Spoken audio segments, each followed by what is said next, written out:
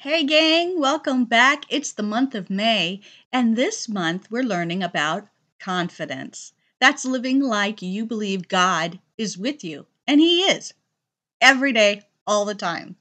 So, coming up is the So and So Show. They're going to give you an awesome story about Jesus, and I'll see you right after.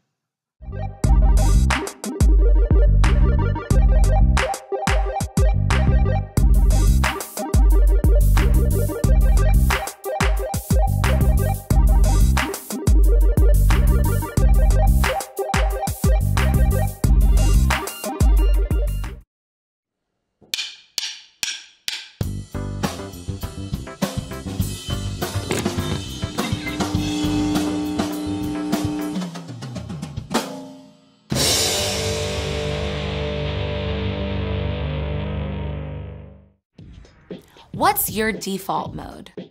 How do you usually go through your day?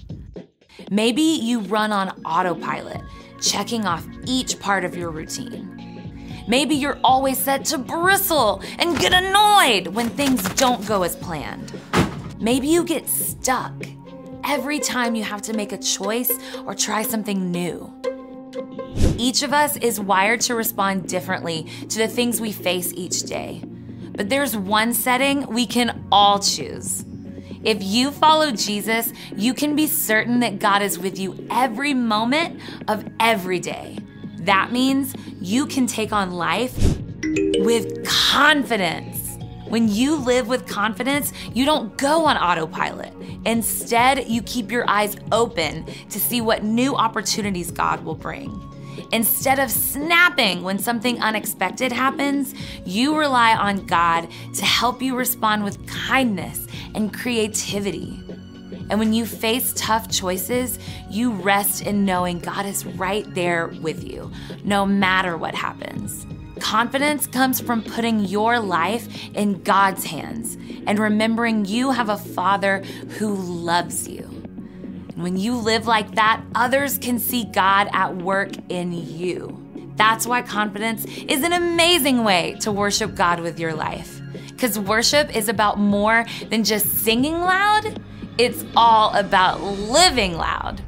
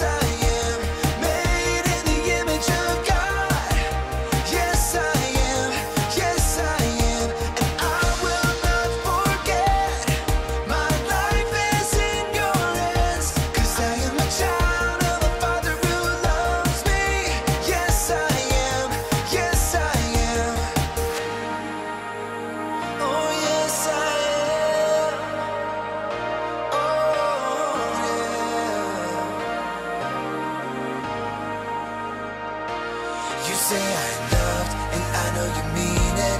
You say I'm enough, and I can't believe it. Even when it's tough, and I don't deserve it. You won't give up on me.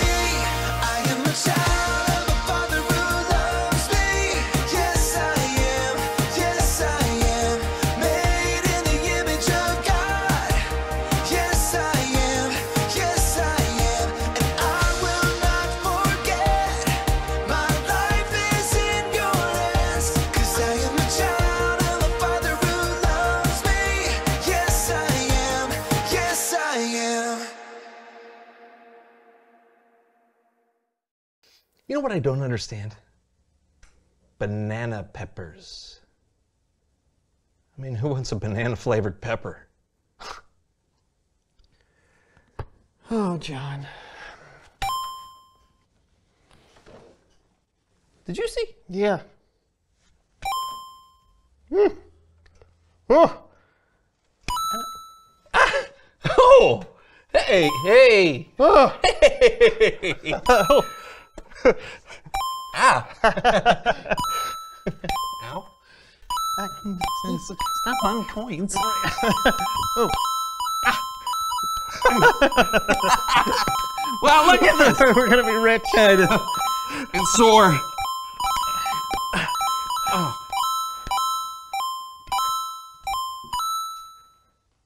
Oh, well, I guess we're all out of it. Yeah. Ah.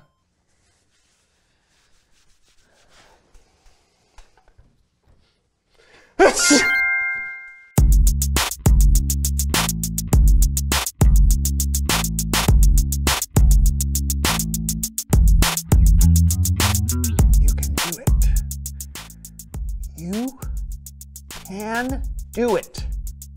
You can do it. You. Did that get your attention? Hi everyone, I'm Brandon. And I'm John, and this is the So-and-So Show. Brandon, you feeling nervous about doing today's show? Or? What? No. Oh, no, that was something else. Oh, no, really? What could possibly make my dear, very capable and steady friend Brandon so nervous that he thinks he can't do something? No, I said I can do it. Yeah, but if you really thought you could do it, then you wouldn't need to tell yourself that you can. Okay, fine. If you must know, I entered a video game competition and it takes place tomorrow and I don't feel entirely ready for A it. video game competition. That's right. That's awesome. I guess. No, it is, really. You just need some extra practice so you can build up your confidence. Okay. And what better place to practice than right here, right now, in front of all of you? I'll help you, my friend. I'm really not sure how we're gonna do. John? Hey, if you're gonna practice, Brandon, then you gotta practice with everything you've got. Well, in the competition, I'll just be using a controller with buttons. Yeah, you'll be put through a series of games to prepare you for whatever video game genre they throw your way. So let's begin. What's happening? It's a puzzle game. Sort the blocks into lines. Oh.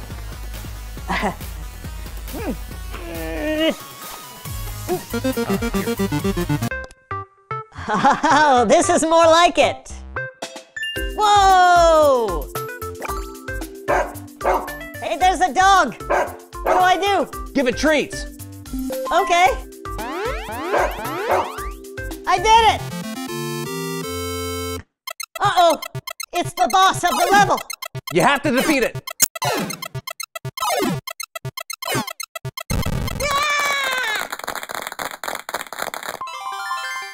Oh, hey, you got this one, Brandon. All you have to do is race the other hot air balloons to the finish line. Okay, cool. I am ready. Whoa!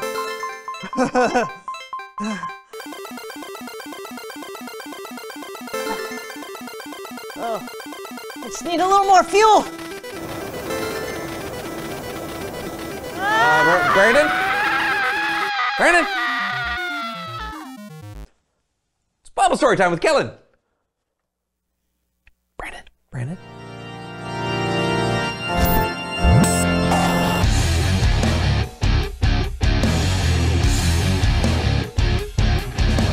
Hey friends! Hey, Kellen. Hey, Kellen! No! What's our story today, Kellen? Well, in today's story, the sky's the limit. Except actually, it's not the limit. Yeah, you'll see what I mean. Our story really reaches for the stars. Did somebody say stars? Look no further, Kellen. I'm right here. Hit it, Greg. Glad you came. Glad you're here. I know it's getting late, but never fear. We'll give a blow-by-blow of the Bible story on the Melv Solomon Story Recap. It's good to see you, Mel. Oh, you're too kind, Kellen, too kind. And here's my brother-in-law, Greg. Don't forget about Greg. Hey, just keep your hands on the ivories, Greg. Right. Well, I'm going to get started with telling the Bible story now. Oh, you got it. You do the talking, we'll do the musical summarizing and styling. Hands. Right. So, just a little recap before our story. Remember that Jesus died on the cross in order to save the world. His disciples were completely heartbroken. They thought all hope was lost. But then, Jesus rose up from the dead. He came back to life, defeating death completely. He appeared to many of his followers and friends over the course of the next 40 days. Oh, that must have been a great 40 days to feel alive like that. You know the song I'm thinking, right, Greg? Greg! Saute the chicken. Yeah, you stayed up too late watching cooking shows again, didn't you, pal? I knew it. Hit it. No, yeah. I feel alive. I feel alive. Wind in my hair, sun on my face. I feel alive. Blood in my veins, air in my lungs. Saliva coming from my glands into my mouth, helping me to digest food. Back to you, Kellen. One day, Jesus' closest followers went to a mountain in Galilee where Jesus had told them to. When they saw Jesus, they worshiped him. But some of them still had their doubts. Then Jesus came to them and he said, "All authority in heaven and on earth has been given to me. So you must go make disciples of all nations, baptize them in the name of the Father and of the Son and of the Holy Spirit. Teach them to obey everything I have commanded you, and you can be sure that I am always with you to the very end." Now that's quite the assignment. I've been given some pretty big assignments here and there too, you know. Greg! My belly's empty. Oh, You can eat later. Okay. Play the tune. Homework. Teacher gave me homework. Can't give up, it won't work. Gotta get it done. There's reading, plus there's math and science. Scarier than giants. It is not much fun. Still, it's easier than cleaning my cat's hair off the couch and the carpet. What Jesus told his followers to do was a lot bigger than that. He told all his disciples to teach all nations about him. And it was a good thing Jesus promised to always be with him. Another day, Jesus was eating with his friends and said, "Do not leave Jerusalem. Wait for the gift my Father promised. You have heard me talk about it. John baptized with water, but in a few days, you will be baptized with the Holy Spirit." So the disciples had to wait for this gift, huh? I know a thing or two about waiting. Go! Where's the music, Greg? Aren't you feeling inspired? Greg! You can't keep falling asleep like this. We got songs to sing. Greg! what's for breakfast? The piano, that's what. No, Greg. I don't want you to eat it. I want you to play it. Let the music feed your soul. Yummy. That's the stuff. Waiting. Waiting is no fun when you know something good's about to come. Like for Christmas, your birthday, or any time a present's due. You have to wait till the gift is given to you. Or else it'd be stealing. Right. Now, here's where our story reaches new heights. After Jesus said all those things to his disciples, he was taken up into heaven. His friends watched him until a cloud hid him from their sights. Straight up to heaven, huh? You hear that, Greg? Greg, where'd you go? Did you ascend too? While Jesus was going up, two men dressed in white appeared to his followers. They said, "Men of Galilee, why do you stand here looking at the sky? Jesus has been taken away from you into heaven, but he will come back in the same way you saw him go." Now, wait a minute. Jesus really left? Oh, Kellen, that is not right. You said he promised to always be with them. He did, but he didn't say how he'd be with them. The disciples may have thought that it would have been the same way it had always been, but God often does things differently than we expect. Remember how Jesus promised the Holy Spirit would come? Yeah? Well, that's a way Jesus can be with us all the time, through the Holy Spirit. And it's a good thing too, because in order to do what Jesus told us to do, we need to have him with us, giving us his love for people and helping us be brave and wise and kind as we teach people about him. Oh, yes! I like the sound of that. Just like I like the sound of my own singing. One more song for the crowd, don't you think, Greg? I eat music for breakfast. That's right. Now eat up. Okay. When Jesus came back to life, he was with his friends both day and night. He told them to spread the good news to everyone in the world. Then he rose up in the sky, past the clouds and out of sight. But don't you worry, don't you fret, we're not alone. We've got the Holy Spirit. I think that wraps it up for us, Kellen. Say goodbye, Greg. No! We gotta feed you before these things. Thank you, Melvin, Greg. Appreciate y'all. What'd you think, fellas? Man, that guy can sing. That's amazing. Jesus just went straight up into the sky. Pretty awesome, huh? And the fact that he sent the Holy Spirit to be with us? Oh yeah, seriously, because all those things he told us to do, make disciples of all nations, baptizing them and teaching them everything, that's a lot to try to do on our own. Yeah, I'm not even sure what all that means, to be honest.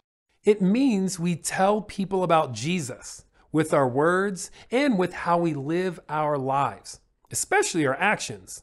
The way we treat people can be one of the best ways for people to experience Jesus and his love. Oh, that makes sense. Yeah. Thanks, Kellen. Absolutely. I'll see you guys next time. Bye, Kellen. So, loving people is a big part of what Jesus told his followers to do. Yeah, because when we share God's love with others and they experience what Jesus is like, they may want to know more and follow him too. That's a pretty big deal. Mm-hmm. So... reveal the question. Oh, this is great. How can you share God's love? Mm-hmm. Being kind to a friend or patient with a sibling, even when you feel annoyed. Yeah. Or maybe it's sharing something you have with someone who has less than you. Mm-hmm. Or you can share God's love by helping someone practice for their upcoming video game competition. Like you did for me, John. Was it helpful? Of course. Okay. It also gives me confidence to know that no matter what happens, God is always with me. Awesome. So, I guess that's all the time we have today. I'm Brandon. And I'm John. And this was the So-and-So Show. See ya.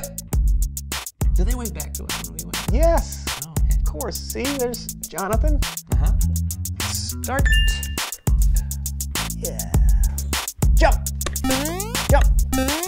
Okay, spin. Jump. Okay, go forward. Okay, turn right.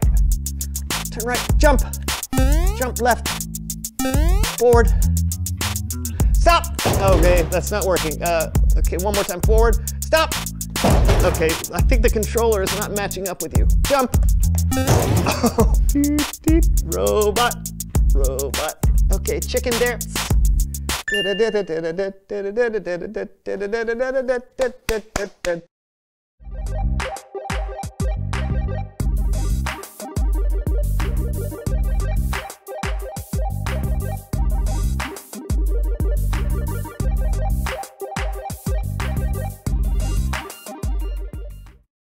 We tell people about Jesus' love every day by our actions, by what we do and what we say, and how we just behave as followers of Christ. So how can you share God's love today? What can you do to share that love? And remember, you share it to one person, and then they share it to someone, and then they share it to someone, and soon everybody knows about the wonderful love of Jesus and God. I'll see you guys next week.